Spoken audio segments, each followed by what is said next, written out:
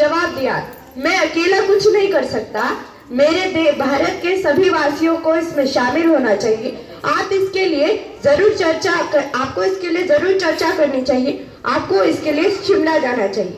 वो शिमला पहुंच गए तीनों कैबिनेट मंत्री। वहां पे पंडित जवाहरलाल नेहरू, मौलाना अब्दुल आजाद कलाम और सरदार वल्लभ भाई पटेल थे। मुस्लिम लीग से कायदे आजम जिन्ना साहब भी आए थे। कायदे आजम जिन्ना साहब का यह कहना था कि कांग्रेस एक हिंदुओं की पार्टी है। कांग्रेस हमारे देश का संविधान सिर्फ हिंदुओं के लिए लिखेगी। लेकिन कांग्रेस के लोग कहते थे कि हम हमारे देश के लिए जितना करना चाहते हैं वो हमारे सारे देश की जातियों के लिए होगा। पर कायदे आजम का यह कहना था कि मुस्लिमों के लिए एक अलग राष्ट्र स्थापन किया जाए जिसका नाम रखा जाए पाकिस्तान, और हिंदुओं के लिए हिंदुस्तान। और प्रिंस ऑफ चेंबर यानी राजा राजवाड़ों का कहना था कि उनके लिए अलग राज्य स्थापन किया जाए, प्रिंसिस्थान। पर कांग्रेस को यह अमान्य था क्योंकि अपने देश के टुकड़े टुकड़े करके संविधान लिखना उन्हें पसंद नहीं था।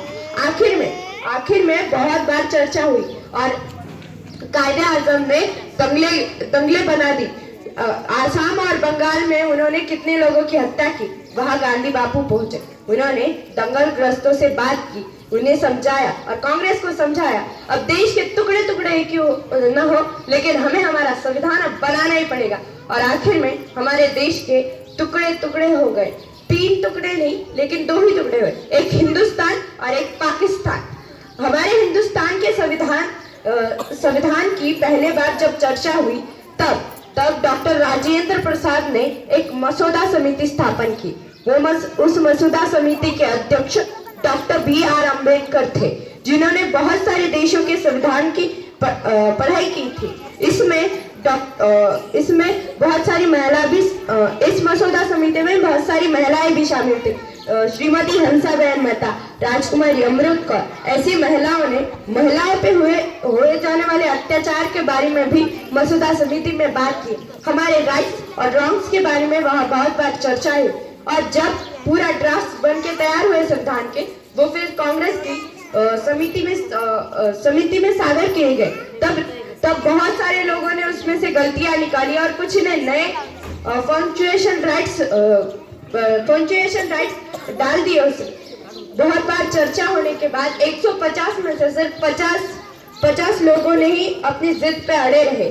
भारत का संविधान के उद्देश्य का पंडित जवाहरलाल नेहरू ने पहली बार संविधान सभा में सादर की थी। उसका कुछ चंद शब्दों में अर्थ ऐसा है, सार्वभौम राज्य। हमारा भारत देश बहुत जमाने से ब्रिटिशों की गुलामी में था। तब अब हमारे पास सत्ता थी, इसलिए उसे सार्वभौम राज्य कहा जाता।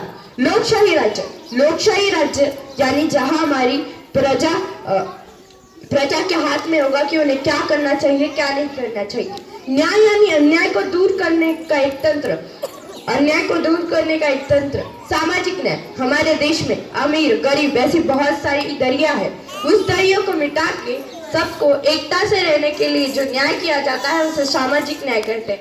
आर्थिक न्याय, हमारे देश में जितने गरीब दरिद्री लोग हैं उनको अपने परिवार के लिए कुछ काम करने के लिए जो उनका मेहनताना होता है उसके साथ जो न्याय होता है उसे आर्थिक न्याय कहते हैं। हमें स्व अभिव्यक्ति का भी स्वातंत्र दिया है। हमारे देश में बंधुभाव है। हमारे देश में बंधुभाव और बंधुता है, यानी हमारे देश में सब लोग एकता से रहते हैं। यहाँ पे न धर्मनिरपेक्षता यानी एक ही धर्म हमारे देश का धर्म नहीं है, हर धर्म को समान माना जाएगा। हमारे संविधान ने आज हमें एक जिंदगी दी है। संविधान एक ऐसा आईना है जिसमें भारत का प्रत्येक नागरिक खुद को देख सकता है और संवार सकता है। सबसे प्यारा संविधान हमारा। अत्यंत महत्वपूर्ण माहिती अशी त्या ठिकाणी प्रांजल